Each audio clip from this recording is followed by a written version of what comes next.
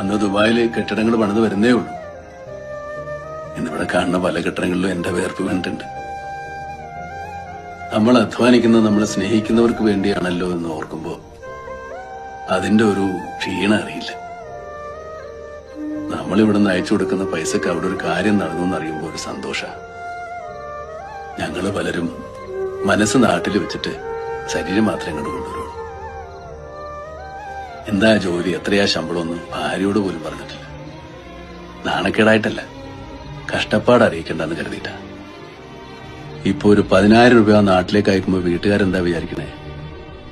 20,000 കിട്ടി, അതില് 10 മിച്ചം വെച്ചു 10 അയച്ചോളുന്ന. സത്യത്തില് 7,000 കിട്ടിയിട്ട് 3,000 കടം വാങ്ങിയിട്ട് അയക്കുന്ന. തിരിച്ചു കിട്ടുമെന്ന് കരുതി ആർക്കും ഒരു സഹായം ചെയ്തിട്ടില്ല. തിരിച്ചു കിട്ടുമെന്ന് കരുതി കൊടുക്കുന്നത് സ്നേഹമല്ല, കടം കൊടുക്കല.